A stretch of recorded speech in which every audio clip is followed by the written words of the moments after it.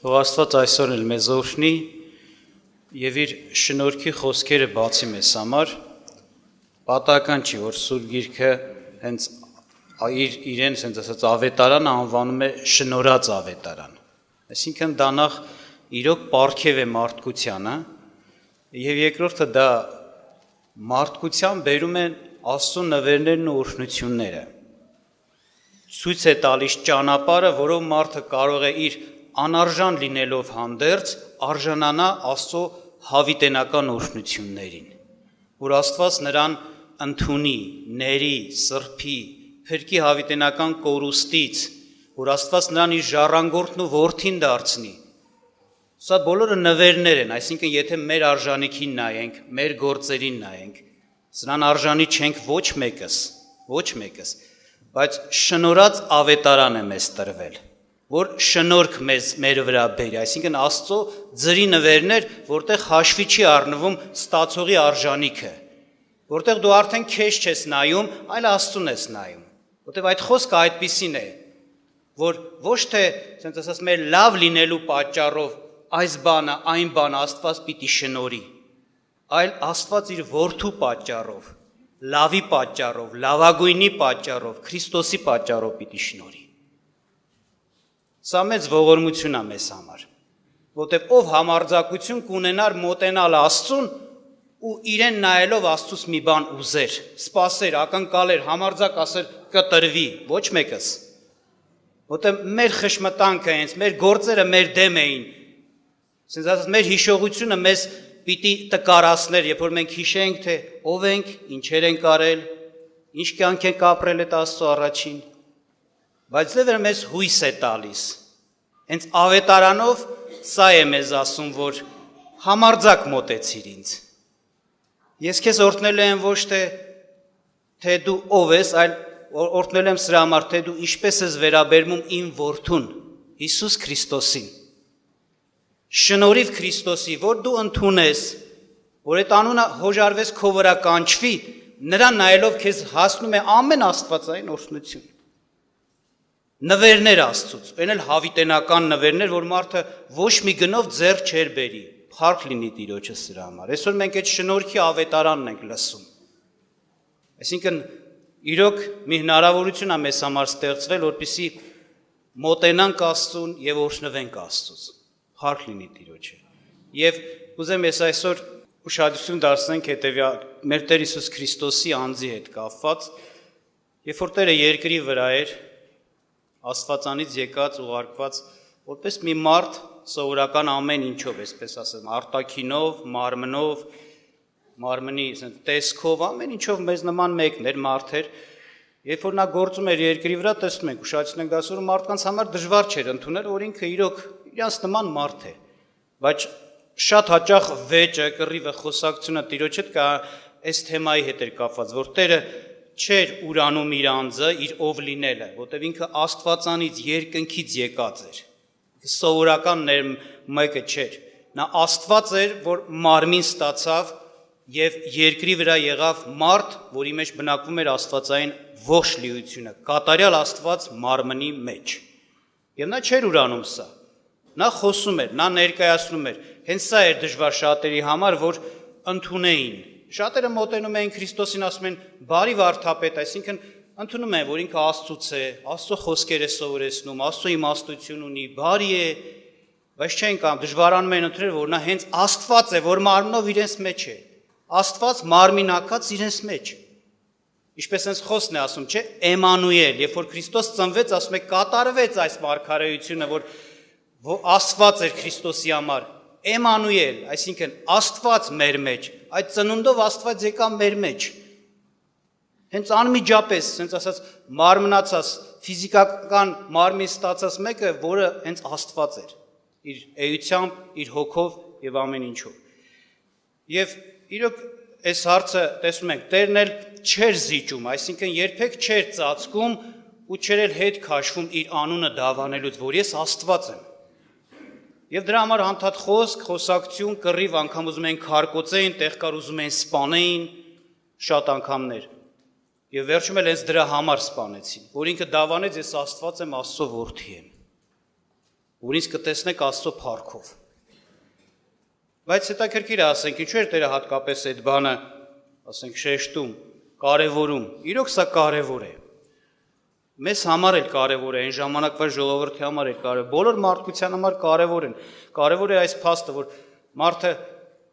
հասկանա, թե ով է Քրիստոսը եւ նրան ընդունի այնպես, ինչպես որ նա կա։ Իրականում ով է նա, հենց այդպես ընդունի իր կյանքում։ Եթե այդպես չլինի, թեկուզ մարդը ընդունի, օրինակ, Հիսուսը իմ փրկիչն է, բայց չընդունի, որ նա Աստված է, նա փրկություն չունի։ Հավատա օրինակ ավետարանի վկայությանը, որ իրոք նա մեկն է եղել, որ իր մեղքերի համար կանգնել եւ պատասխան է տվել։ Իր հանցանքների պատիժը հենց Հիսուսն է վերցրել։ Նա մեռել է իր մեղքերի պատճառով, այսպես հավատա, բայց չընդունի, եթե Քրիստոսը Աստված է, նա փրկություն չունի, հավատացեք։ Թեկուզ այսքան բան ընդունի։ Տեսեք օրինակ Տերը ինչպես էր խոսում սրա մասին։ Հովհաննես 8-րդ գլխում 8-րդ գլուխ 23-25-րդ խոսքերը պիտի կարդամ։ Դուք ներքևից եք, ես վերևից եմ։ Դուք այս աշխարհքիցն եք, ես այս աշխարհքիցը չեմ, որովհետև եթե չհավատաք, թե ես եմ, ձեր մեղքերի մեջ կմեռնեք։ Եվ նրանք ասեցին նրան. Դու ով ես? Եվ Հիսուսը ասեց նրանց. Այն, որ սկզբից ձեզ հետ խոսում եմ։ Տերը նախ ասեց, ինքը երկնքից է, Աստվածանից եկած է, բայց նաև ոչ միայն Աստծուց եկած է, այլ հենց շեշտեց այս փաստը. ես Աստված եմ, բայց ինչ ասեց, ասեց, եթե սրան չհավատաք, դուք ձեր մեղքերի մեջ էլ կմեռնեք։ Այսինքն, որպեսզի ձեր մեղքերը ներվի, թողություն ստանաք, փրկություն ունենաք, դատաստանի չարժանանաք, ձեզ պետք է ընդունեք, որ ես եմ։ Մեկը կարող է ասել, բայց այդտեղ Տերը կարծես թե չշեշտեց, շեշտադրված չասեց, որ ես Աստված եմ, սա պիտի ընդունեք։ Բայց հենց այս անունը ես եմ-ն եմ, դուք ինձ պետք է ընդունեք, ասում է, որ ես եմ-ն եմ։ Սա ինքը խոսում էր հրեաների հետ, հրեաները լավ գիտեին, թե ով է այդ անունով անձը։ Ելից 3-րդ գլուխ 13-14 խոսքերում այս անունով ոնց որ անունը պարզաբանված է, հայտնի է արվում, Աստված իրեն հայտնում է այս անունով։ Սա այն պահն է, որ Աստված Մովսեսին պիտի ուղարկեր Եգիպտոս եւ պիտի նրա ձեռով իր ժողովրդին Եգիպտոսի ծանր գերությունից հաներ։ Եվ Մովսեսը վարանում էր, ասենց ասած վախենում էր եւ այսպես պատճառներ էր բռնում եւ այսպիսի մի խոսք էլ ասեց։ Եվ Մովսեսն ասեց Աստծուն. Ահա ես գնում եմ Իսրայելի որդների մոտ եւ կասեմ նրանց. ձեր հայրերի Աստվածը ինձ ձեզ մոտ է ուղարկել։ Եվ երբ որ ինձ ասեն, թե ինչ է նրա անունը, ես ինչ ասեմ նրանց։ Եվ Աստված ասեց Մովսեսին. Ես եմ, որ եմ, եւ ասաց. այսպես ասիր Իսրայելի որդներին, ինձ Էմը ուղարկեց ձեզ մոտ։ Իսկն Աստված իրեն հայտնեց եմ, ես եմ։ Հետագայում տեսնում ենք, ոնց որ ասած, այս անունին հատուկ խոսքեր եւ ճանաչողություն։ Ես եմ կյանքը։ Ես եմ, որ կամ, կա եւ հավիտյան կլինեմ։ Ես Էմն եմ, հավիտենական գոյը։ Ոնց ասած, ամեն ինչի պատճառը, ամեն ինչի սկիզբը։ Եվ Տերը ստեղ հենց իրեն հայտնի անեց այդ անունով։ Եվ նաև խոսքի մեջ էլ ասեց, որ ասեցին դու ով ես, հրեաները որ վիճեցին, ասեցին դու ով ես, ասեց ես նա եմ, որ սկզբից ձեր հետ խոսում եմ։ Այսինքն ձեր հայրերի հետ, որ ես խոսել եմ, այն Աստվածն եմ, որ ձեր հայրերի հետ եմ խոսել։ Հենց սկզբից խոսողը, հենց այստեղ խոսողը, դրանից առաջ Աբրահամի, Հակոբի եւ այլ մնացած Աստծո մարդկանց հետ խոսողը, որ համարվում էին հայրեր Իսրայելի համար։ Եվ Տերը այո, էս ասեց, եթե դուք այսպես չընդունեք ինձ, մեղքերի մեջ ձեր կմեռնեք։ Իրականությունը էս է, որ իրոք շատ կարևոր է սա մեզ համար մեր փրկության հարցում։ Ես լավ պիտի իմանամ, որ ինձ համար կարևոր է ոչ միայն իմանալ Աստծո լուրը եւ մասամբ ընդունել, այլ այն ամբողջությունը, որ Աստված ուզում է մենք ընդունենք։ Ոչ միայն ես պիտի իմանամ, որ Քրիստոսը այն անձն է, ինչպես խոսվեց, որ իմ մեղքերի համար մեռավ, որ իմ մեղքի պատիժը այդ ասած ասած հարվածը իր վրա առնի, ես ազատվեմ այդ հարվածից, հավիտենական տանջանքից, այլ նաև ես պիտի հավատամ, որ նա իմ Աստվածն է, երկնքից եկած Աստված է։ Եվ ես իրան իմ Աստված դավանեմ, իմ Տեր դավանեմ։ Եվ Հռոմեացիս 10-րդ գլխից կուզեմ խոսեմ, 8-ից 12-րդ համարները կարդամ ձեզ համար, որ հենց այդպիսի դա է ներկայացված, ասում է, բայց գիրքն ասում է, մոտիկ է քեզ խոսքը քո բերանում և քո սրտում, այսինքն հավատքի խոսքը, որ մենք քարոզում ենք, որովհետև եթե բերանով Հիսուսին Տեր դավանես և սրտովդ հավատաս, թե Աստված հարություն տվավ նրան մեռելներից կապրես, քանզի սրտով հավատում ենք արդարանալու համար և բերանով դավանում ենք փրկվելու համար, որովհետև գիրքն ասում է, ամեն ով որ հավատաց նրան չի ամաչի, որովհետև խտրություն չկա հրեայի և հույնի մեջ, որովհետև նույն Տերն է, Տերը ամենքի Տեր է, առատ ամենի վրա, որ կանչում են նրան, վասնզի ամեն ով որ Տիրոջ անունը կանչի, կապրի։ Տեսեք, փրկությունը, այսպես ասած, մարդու կողմից քայլը, որ պիտի մարդը անի փրկություն ստանալու համար, որ Աստված արդեն Քրիստոսով պատրաստել էր, ասեց սա է, որ մարդը պիտի ինչ անի, սրտով սրտանց հավատա Աստծո վկայությանը իր որդու մասին, Քրիստոսին վերաբերվող խաչի գործի մասին, Քրիստոսի անձի վերաբերվող։ Եվ ինչ ասում, սրտով հավատա և ինչ անի, բերանով դավանի։ Ինչ դավանի, Տեր դավանի։ Այստեղ ուշադրություն դարձեք, օրինակ սովորաբար Սուրբ գրքում կարան կարդանք տեղեր, որ անգամ սովորական մարդուն Տեր է ասում։ Օրինակ անգամ գրված է, օրինակ ասում է Սառան Աբրահամին, որպես իր ամուսին, որպես իր գլխի Տեր, ոնց որ ասած, ընտանիքի գլուխ Տեր էր ասում։ Կամ մեկ ուրիշտեղ նայում ես մեկը անգամ Աստծո մարդը թագավորին ասում է Տեր թագավոր։ Լավ իմացեք, այս տերերը տարբերվում են այս բառը այն Տեր բառից, որ այստեղ դրված է։ Այստեղ գրված է ամենքի Տեր, չէ՞, որ ասում է, որովհետև նույն Տերը ամենի Տերն է։ Այսինքն այս տերերը իշխանություն են, Աբրահամը իր չափով իշխանությունը իր կնոջ վրա, դրա համար գուցե Տեր անվանվի։ Մեկ ուրիշը գործի Տերա, ծառայողը իրան Տեր անվանի, այդ չափով, բայց ամենքի Տերը, ամենքի վրա իշխողը, կատարյալ իշխանություն ունեցողը դա Աստված է։ Այս կարգի Աստվածային Տեր։ Հայերենը մի քիչ այդ, ասենք, այդ հարցում աղքատիկ է բառապաշարը, բայց օրինակ ռուսերենի մեջ կա, չէ, Gospod, որ մենակ Աստծուն է վերաբերվում, այդ Տեր անունը, Տեր է նշանակում։ Գասպադին, մեկ ուրիշ տեսակ էլ Տեր կա, բայց այդ Գասպադինը արդեն մարդիկ սովորական մարդունել են ասում։ Բայց որտեղ որ Աստծուն է վերաբերում, Gospod։ Gospod Bog, Տեր Աստված։ Այս Տեր լինելու մասն է խոսքը։ Այսինքն մենք պիտի ընդունենք Քրիստոսին Աստված, որ դավանենք, ասում ամեն Տիրոջ անունը կանչող։ Սա ամենակեյս չի, որ այո, ես հրաժարվել եմ լսել, հնազանդվել, համաձայն եմ, որ դու ինձ առաջնորդ ես, թագավոր ես, բայց հեսա, որ քո տիրունական Աստվածային իշխանությունը իմ վրա ես հրաժարվել եմ ընդունեմ, որ դու իմ Աստվածը լինես ամեն ինչը ինձ համար, եւ ես ամեն ինչում հնազանդվեմ քեզ։ Այս կարգով, այսպես կարելի ասել։ Իհարկե ինչու համար է սա կարևոր, որտեղ իրականության մեջ մարդու փրկությունը չի լինի, եթե մարդը չընդունի Քրիստոսին որպես Աստված։ Որտեղ իրականությունը սա է, միայն Աստված է փրկիչը, ուրիշ մեկը չի, փրկիչ չի։ Իրականությունը սա է, որ միայն Աստված կարող էր այս մարդկային մեղանչական բնության մեջ գալ ապրել ու չպարտվել այս բնության մեջ գտնվող մահվան օրենքից։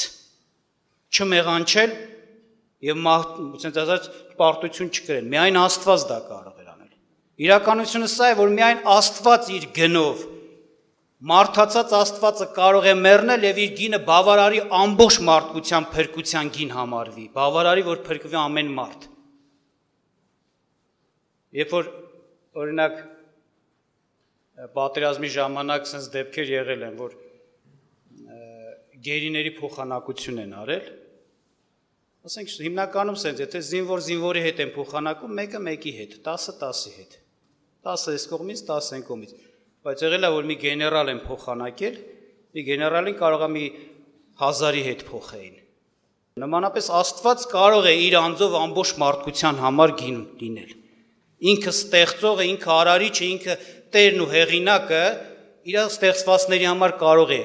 ոնց որ մեկով ամբողջ մարդկությունը գնվեր։ Ուրիշ ոչ մեկ չէր կարող այս բանը անել։ Ոչ մեկ այս գինը չունի։ Սրա համար իրոք մենք պետք է Քրիստոսին ընդունենք մեզ համար որպես ոչ միայն մեր փրկիչը, այլ հենց այսպես իմ Տեր Աստվածը, որ նա Աստված է, որ իմ համար մարդ դառավ, մարմին ստացավ, Եվեկայում մեղքերի համար մեռավ, հարություն առավ եւ համբարձվեց երկինք։ Թոմասը, որ ընկավ Տիրոջ առաջին երկրպագեց, ինչ ասեց. Իմ Տեր, իմ Աստված։ Էսա Տեր ուզում ես Տիրոջ անունը կանչել, նշանակում է սա հասկանալով կանչել։ Որ Սուրբ Գիրքը, այսպես ասեմ, խոսում է դրա մասին ու բազմաթիվ են վկայությունը, որ Հիսուսը իրոք Աստված է, կատարյալ Աստված, բարմնի մեջ եկած, բազմաթիվ են դա։ Սերտողություն ենք անում, օրինակ, խմբերում տեսնում ենք, կարելի ասել, ամեն գլխի մեջ բազմաթիվ, ասենք ավետանի յուրաքանչյուր գլուխ որնավենք, բազմաթիվ վկայություններ, ուղղակի ձևով, անուղղակի ձևով, որ ասում է, ոնց որ սա ասի, իմացիր, Հիսուսը Աստված է, դու նրան պիտի որպես Աստված ընդունես։ Եվ կուզեմ ձեզ համար ուղղակի վկայություններ բերել Սուրբ Գրքից, որ հենց այդպես Աստծո ճշմարտությունը ասում է, վերջապես Աստծո խոսքն է ճշմարտություն, այսինքն ճիշտ ինֆորմացիան մենք այնտեղից կարող ենք վերցնել։ Ընդհանրապես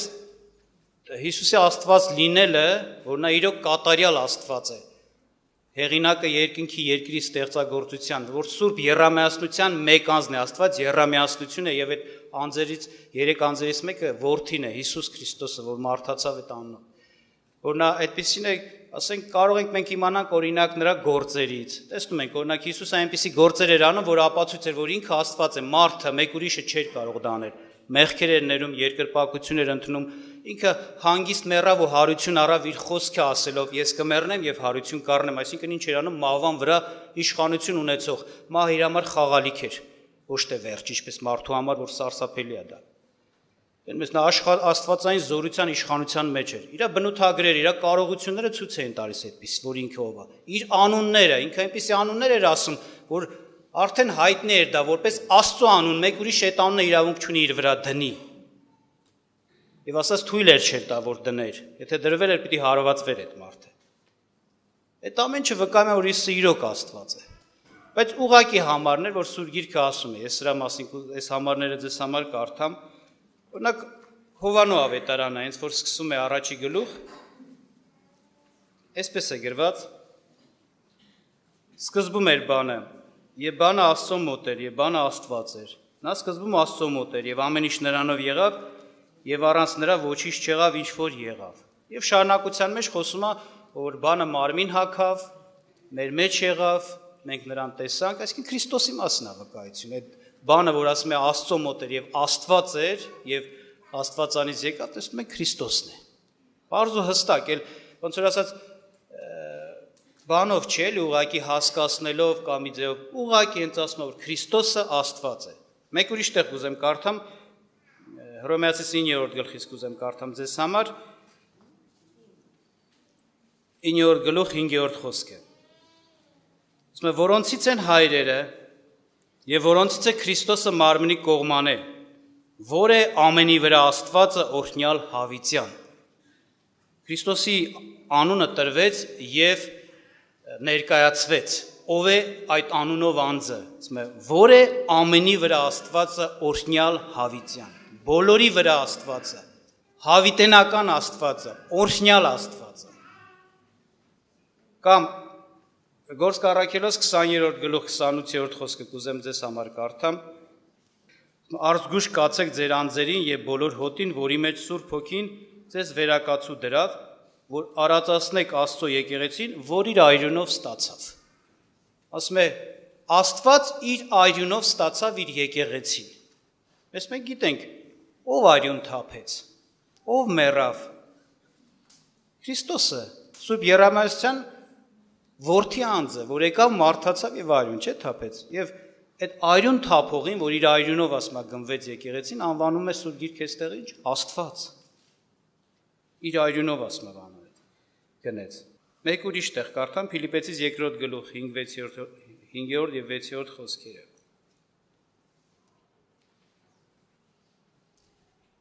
Ձեր ամեն մեկը թող այն մտածե, որ էր Քրիստոս Հիսուսումն էր, որ Աստծու կերպարանքում լինելով հափշտակություն չհամարեց Աստծուն հավասար լինելը։ Տեսեք, խորհուրդ է տալիս, ասենց ասած պատվեր է տալիս Քրիստոսի նման մտածել եւ ներկայացնում է ով էր ինքը եւ ինչ արեց, ինչ մտքի տեր էր։ Իհարկե շարունակության մեջ ասում, ինքը ասում է այսքան բարձր ու մեծ էր, բայց խոնարհվեց։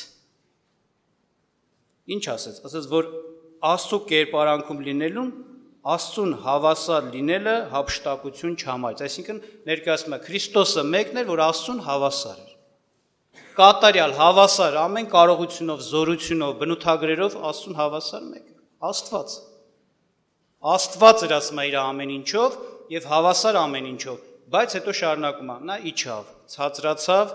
ոնց որ ասած իր այդ երկրպագ փառաբանությունը, այդ փառավոր դիրքը թողեց, իջավ ծառա եղավ, որպեսզի մեզ փրկի։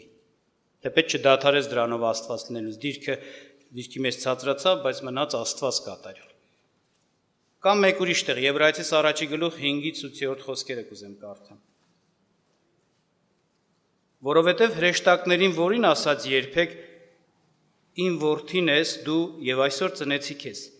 եւ դարձյալ ես նրան հայր կլինեմ եւ նա ինձ որդի կլինի։ Եվ նորից երբ որ Անդրանիկին աշխարհ կմցնե ասում է երկրպագեք նրան բոլոր Աստծո բոլոր հրեշտակները։ Եվ շարունակության մեջ էս ասում 8-րդ խոսքից, բայց որդուն ասում է քո աթոռը ով Աստված մինչև հավիտյանս հավիտենից է, քո թագավորության գավազանը ուղիղ գավազան է։ Որդուն Հիսուս Քրիստոսին ուղղված վկայությունը հենց հոր կողմից, Աստծո կողմից, Հայր Աստծո կողմից, ինչ ասում, քո աթոռը ով Աստված։ Պարզ ոնց որ ասած ուղղակի Հայր ասում է Քրիստոս դու Աստված ես եւ քո աթոռը հավիտենական աթոռ պիտի լինի, քո թագավորությունը ես։ Մեկ ուրիշ տեղ առաջ Հովհաննես 5:20-ը պիտի կարդամ ձեզ համար։ Այսպես է գրված. Եվ գիտենք, որ Աստծո որդին եկավ եւ մեզ միտք տվավ, որ ճշմարիտը ճանաչենք եւ ճշմարիտում ենք։ Այսինքն նրա որդու Հիսուս Քրիստոսում է։ Նա է ճշմարիտ Աստվածը եւ հավիտենական կյանքը։ Տեսեք, վկայություն տվեց Քրիստոսի մասին, որ նա է ճշմարիտ Աստվածը, նա է հավիտենական կյանքը։ Եվ Հռոմեացիս 14-րդ գլուխ 9-12-րդ խոսքերում ասում է, որ ժամանակը գա բոլորը դա կասեն։ Բոլորը, ամեն բերան, Աստված երթում է, երթվել է։ Իսկ Աստծո երթումը անխափան է։ Աստծո երթումի կատարումը ոչ մի բանից կախված չի, Աստված ինչ երթվեց, նա կկատարի։ Եվ երթումը սա է, որ ամենքը պետք է Քրիստոսին Աստված դավանեն։ Ամեն լեզու։ Հիմա տեսնում ենք այդպես չի։ Հիմա տեսնում ենք, որ շատերը անպատվում, անարգում են, մերժում են։ Անգամ խումբ կա Եհովայի վկա կոչվածները, որ նրանք Աստծուց չեն, թեկուզ Աստծո անուն են իրանց վրա վերցրել, այլ չարիսն են բացարձակ։ Որտեղ դուք տեսնում եք, իրանց գործը հիմնականում սա է, ոչ թե մարդկանց փրկության հասցնեն, այլ մարդկանց համար այնց պատնեշներ ստեղծեն, մարդը որ երբեք չհասնի փրկության։